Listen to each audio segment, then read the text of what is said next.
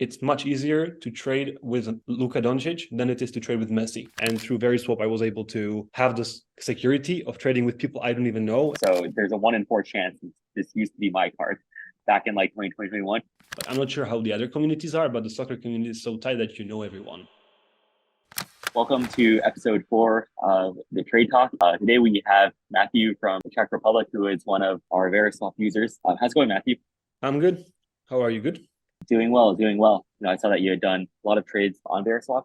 You've done 33 at this point, and I think it was really cool to kind of have like an international perspective. So wanted you on the channel today.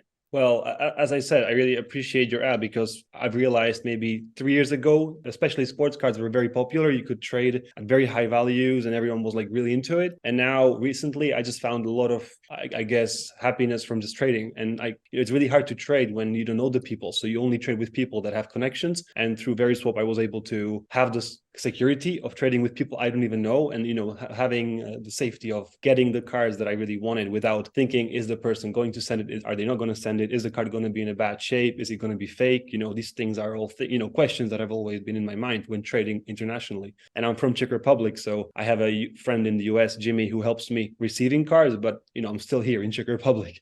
So this has been an amazing opportunity, and I managed to get 3 trades, which we've already discussed a little bit about. But let me just start with the first one, the Anthony Richardson. And yeah, I guess before we go into the specific trades, can you tell everyone a little bit about your collecting history, how you got into the hobby, how your interest has evolved over time? Just because from my perspective, I've never met a collector from the Czech Republic before, so I'm sure everyone else would be curious to hear a little bit about your background as well. Okay, well, my friend and I, we started a Pokemon business about 5-6 years ago, where we started getting cards from the US into Europe and selling them here. That was basically a business of mine, and through that, I just developed a way of interacting with the US community and in general just talking with people outside of my area. And one thing that I kind of always enjoy is watching sports. And maybe 4 years ago, one of my friends was like, hey, soccer is really big in the US. And he's like, it's really big. You should get on the train before it's too late. And he just showed me how crazy it was at the time when people were buying for tens of thousands of dollars Messi rookies and stuff like that. And I was just, what, I enjoy Pokemon in terms of business, but I want to have this relationship where I can just watch players and cheer for them and basically build a collection. And that's how I started. And I moved to UK for 2 years for my master's with my wife.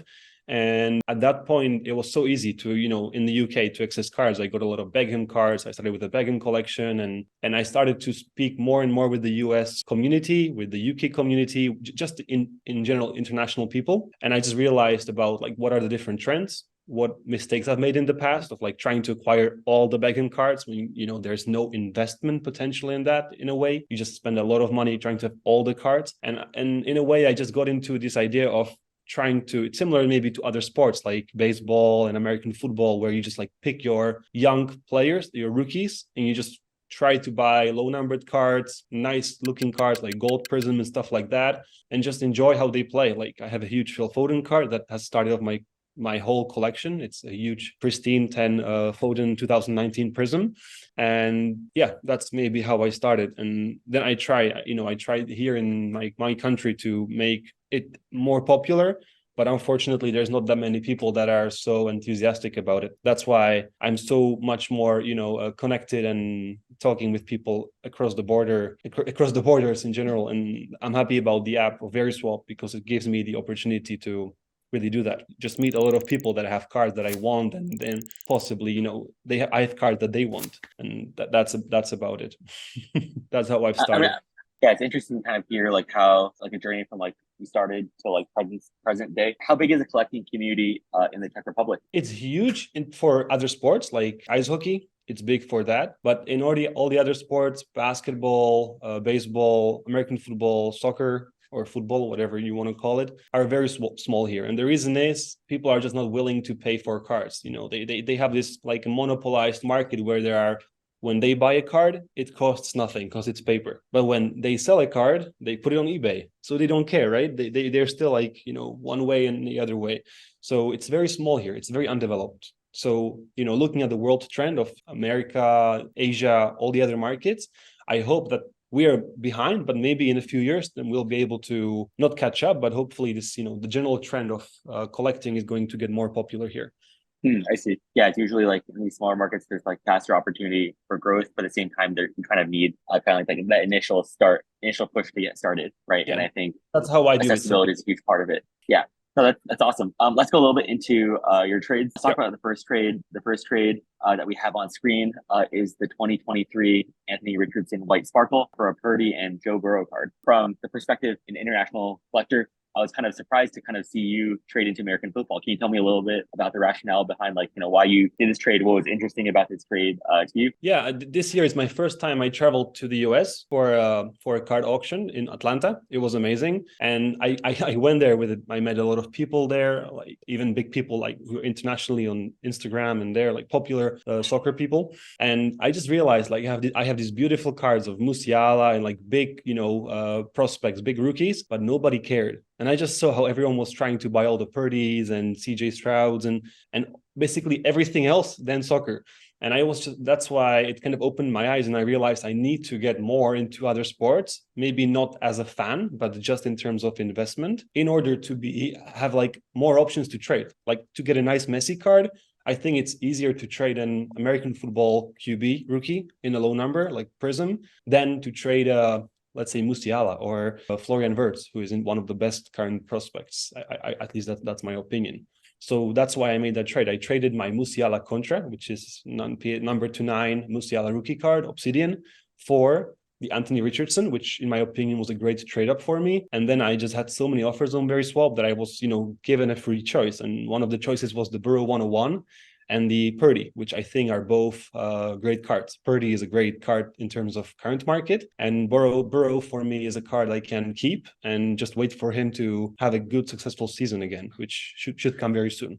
I really like the laundry tag on the Burrow. I feel like the laundry tag cards are a little bit underrated, and it's massive patch here. It's more than half the card. I also agree the Purdy card. He had an awesome season last season, and I think there's a lot of upside potential for something like that. But I guess I'm curious for your experience on Veriswap, like how you had a very popular card in this case. Like how many more offers do you say you got for like this card versus like cards that you typically trade compared to like soccer cards? As I'm telling, I got like 20 offers on Veriswap just for the AR. And I listed it at 3,000. Before I did like 2.5 and I got offers. I was like, well, I can try to go higher. And I put the price to 3.5K and I got a lot of offers still. And it just opened my eyes that people just wanted the card a lot. And I told them, I'm sure it's not a PSA 10 because it was a little bit OC, but it's just the idea of a card that has no comms, a card that is super hyped, like the player is very hyped up. I guess that's what people are interested in. So I just guess I took the opportunity of trying to get the best out of it while starting with a Musiala, which I'm sure I could not trade up my Musiala for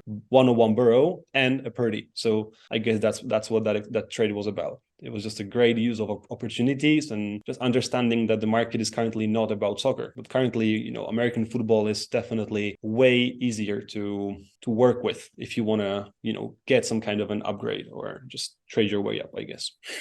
I see. No, that makes sense. I think initially when I first started this app, I was kind of surprised to see like how much American football was being traded. Like I would say more than half of the cards that are traded on the platform are like modern American football cards. And I think it kind of speaks to a lot of the hype that you're talking about, right? Like people like trading these like really high upside cards with no comps. There's a lot of room and, the prices fluctuate a lot. So I think people really appreciate that. Cool. Let's talk about the second one. You traded classic, we have this trade on screen. You traded this classic Messi Mega Cracks DGS 8.5, his flagship rookie card for a lot of basketball cards and football cards. Can you tell me a little bit about the rationale behind this trade? Looks like this is a trade down for 4 cards. The thing is, I thought about it a lot. I spent a lot of time trying to get that Messi in the first place. So it was, in my opinion, it's a grail. Having a Messi rookie is a grail. But this is exactly where Atlanta opened my eyes. I realized that if I can get players like Luka Doncic, who is super having a great season. If I get cards in the trade, there is a Jamar Chase, beautiful card. There is a Luka Doncic. There's a beautiful number 210 rookie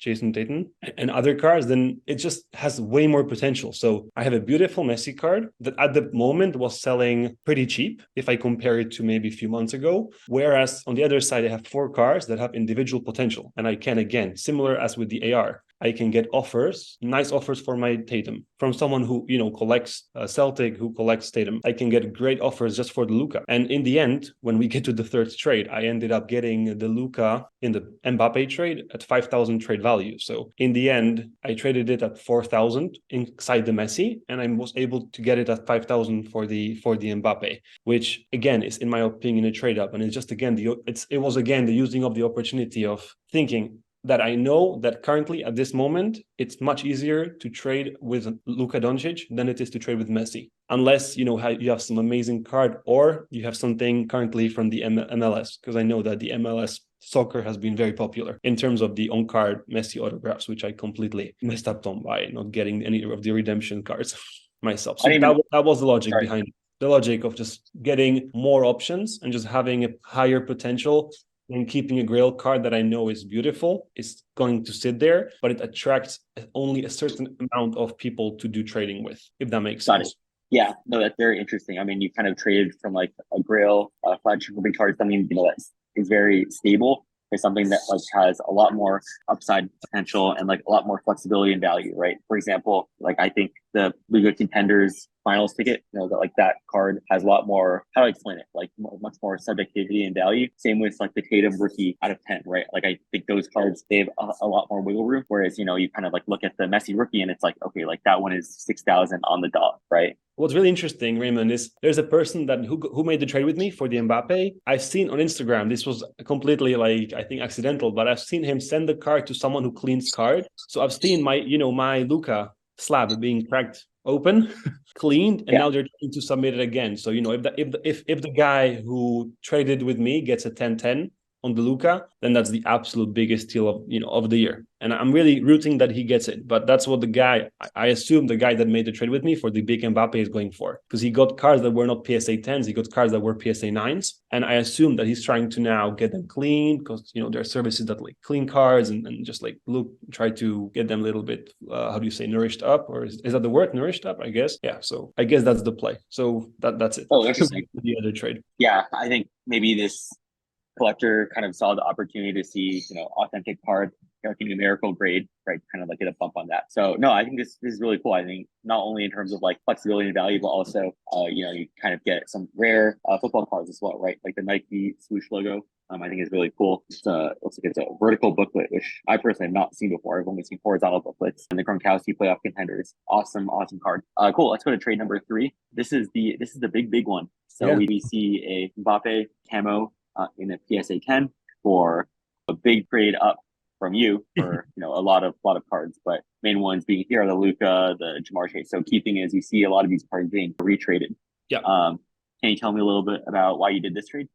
I mean, it goes back to my origin of me being a football collector, and my entire goal is not to own big Luka card because I'm not going to enjoy that card because that's like liquid that's supposed to be for trading, but that Mbappe is the grail. Like, we have a player that's going to be playing for Real Madrid if everything goes as it's supposed to. And we have a player that has no one like close to him at the moment. There's no Messi. They say it's a Haaland Mbappe debate, but they're two very different players. So in my opinion, and this is how I view it, if Mbappe keeps up doing what he's doing, he's going to be the next best thing. And if people are going to want his best cards, it's either going to be 2017 Topps Chrome or it's going to be 2018 World Cup. There's no other debate about that. Like, it's just those two cards. And from an aesthetical point of view, the number 220 blue camo is the most beautiful card he has. Maybe the gold. Yeah, I love gold cards, so gold, but gold sold for like 100,000. So this is the next best thing, number 220 Mbappe. So this is just this is the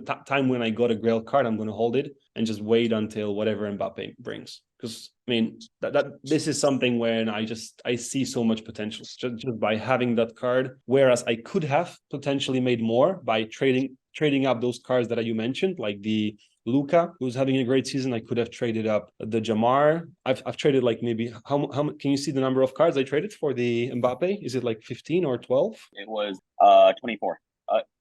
24, yeah. Yeah. So I traded 24 cards. Yep. So 24 cards for one card. Yeah. And one more thing, I counted that my initial investment, like if I go all the way back to get from the start, like how much I've paid for each card or how much I've dealt with, which I have an Excel about, my own Excel, is about 14,000. So technically, my purchase price of Mbappé number 220 is 14,000, and 14,000. now it's at 15 to 17, I would say, current market, like easy market, and potential is 25 and more. That's how I view it. And that's why I'm just so grateful of having such a huge card. These cards are not easy to even get to. It's pop 4, I think. And if I'm not wrong, I think there were 2 listed on eBay, and neither is currently listed on eBay anymore. Mine is not listed. I don't list my stuff on eBay, but this is it. I think that people are now just waiting until the move to Real Madrid. And people are just enjoying the impact Mbappe has as a striker in the game. Yeah, I mean, I think from my perspective, I think it's really cool how it's like a 24 for 1 trade, right? Like that's something that, is very rarely done. And then also you kind of like have a mix of literally everything, right? You have a mix of modern football, modern basketball. I see some Josh Giddey in there, some Luka, some modern soccer, right? Mbappe, some lower end Mbappe, some Neymar's, and select Panini stuff. Chet Holmgren, Blue Prism, Edwards, right? It's kind of a mix of everything, a hodgepodge, just for this 1 card, which I agree is very beautiful. I think it's the only year where they have the camo parallel, right, out of 20. So I think it's overall a very, very stunning card. It's blue. It's also matching, the French jersey color. So it's just overall just an amazing card. that is true. Yeah, I think it's also really interesting how like a lot of these cards, I've seen them on previous Veriswap trades, right? Like the Luka Premium Contenders, the Jamar Chase check, Nike swoosh patch, the Purdy. These are all cards that were traded before on Veriswap that you acquired, that you then later traded to something larger, right? Something you ultimately really, really wanted. Even the Edwards is also Veriswap. Most of the cards that you can see there have been from Veriswap or like personal trades outside of Veriswap, which I've done before, joining Veriswap. So in a way, it is just the stuff I managed to trade with that I then managed to get the one big card I wanted to get, which I never thought I could get for, such a random lot of cards. I thought that someone would always want money for such a card, but it turns out this person is this person is just trying to get it regraded. He's trying to get, those PSA 10s, and it's a good idea on his end. But on my end, I managed to get a grail from liquid, smaller cards. If I don't count Luka, I think Luka is still a huge card. Yeah, I mean, typically on our platform, we see a lot of collectors, they trade up for very coveted like PC items, right? And they just kind of hold on them. Also, I wanted to mention, so you said the camo prism was a pop 4. I'm like looking at the card, and it looks like there's a chance that I might have graded this Mbappe camo. Really? I submitted one a long time ago, and I got a PSA 10. So there's a 1 in 4 chance this used to be my card back in like 2021. So that when I saw it come through, I thought it was pretty interesting. I think it's not, because I know there's a guy who had a BGS 9.5, and he crossed it over and he got a PSA 10. So I'm sure that the person that I've dealt with is the person that had the BGS 9.5, because the person that crossed it. Yeah. So you are the other person. I know one is owned by Miss America. I mean, she's like Miss America. She's like a sports cards icon. It's a woman. I don't know the name. I forgot. She was in Atlanta as well. She owns one of them. Then I guess you were the one who was the other person. So it's funny, these huge cards, you can just count on your fingers how many there are, and the people know each other. It's also cool how the soccer community is so tight. Like, I'm not sure how the other communities are, but the soccer community is so tight that you know everyone through other people, but you just know everyone because the people that are really interested and are like full in investment wise and time wise, they are all connected through Discord and just from the hobby, I guess, which is cool. They kind of all know each other. It's like a very tight knit community, right? You go to the national, you have all these like specific trade nights for soccer, F1. I feel like are probably like the two biggest tight knit communities. That's always something I think I wish was bigger in cards. You don't really see that in like larger communities like football or basketball. Mm-hmm.